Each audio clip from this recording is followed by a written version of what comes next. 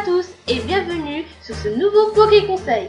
Nouvelle musique et nouvelles infos vidéo pour beaucoup de nouvelles informations qui sont arrivées à mes oreilles et je compte bien les partager avec vous.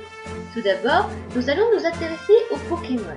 Comme dans les précédents jeux, certains Pokémon apparaissent seulement dans l'une des deux versions et cela ne change pas dans Pokémon Ruby Omega et Saphir Alpha. Nous savons maintenant que Mangriffe sera disponible uniquement dans Ruby Omega et Sivipère sera disponible seulement dans Saphir Alpha.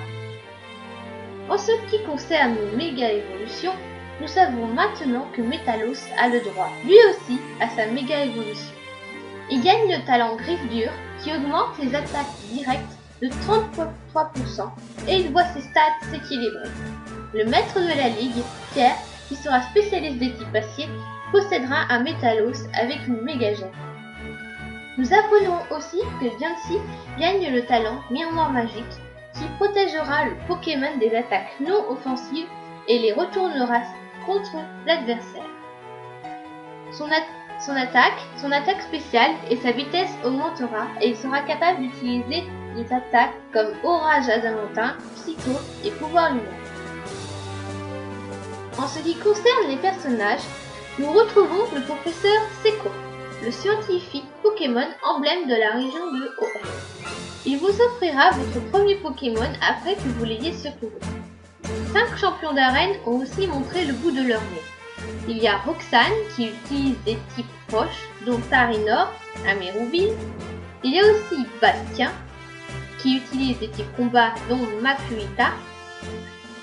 Pour Voltaire, les types électriques seront présents dans son arène avec son magnéton à l'Avandia. Tandis qu'Adrian utilise des Pokémon de type feu avec son Chartor à Vermilava. Sans oublier Norman, votre père dans le jeu, champion de l'arène des types normales avec son Monafreno. Nous faisons aussi connaissance avec 2 des membres du Conseil des 4. Une demoiselle du nom de Spectra avec son Octu Noir qui sera spécialisée dans les types Spectre et Damien, un fan de mode spécialiste des types Ténèbres avec son Tangalis. Les bases secrètes feront aussi leur grand retour dans ce jeu. Avec l'aide de Mipertuis, vous pourrez construire une base secrète que vous utiliserez comme vous le souhaitez. Vous pouvez même en faire une arène en plaçant des combattants qui affronteront les visiteurs. Bien sûr, vous en serez le champion. Vous pourrez aussi partager votre base via Astrid Pass. La chasse au drapeau sera toujours présente. La Poké Récré sera aussi de retour, ce qui vous permettra de renforcer vos liens avec le Pokémon, ce qui augmentera son esquive et ses coups critiques. Nous avons pu voir dans le dernier Korokoro Pikachu déguisé avec différents cosplays. On peut remarquer que ce sont tous des femelles. Il y a d'abord le Pikachu Rocker avec sa veste rouge en fourrure, Pikachu Lady, la plus élégante avec sa robe bleue et blanche, Pikachu Star avec sa petite robe rose à paillettes, Pikachu Docteur, reconnaissable par son chapeau de diplômé et ses étranges lunettes rondes, et enfin Pikachu Catcher avec sa tenue moulante et ces tenues seraient liées aux conditions utilisées pour les concours Pokémon.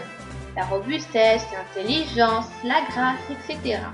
De plus, le Korokoro nous a montré cette image qui pourrait bien être liée au concours Pokémon.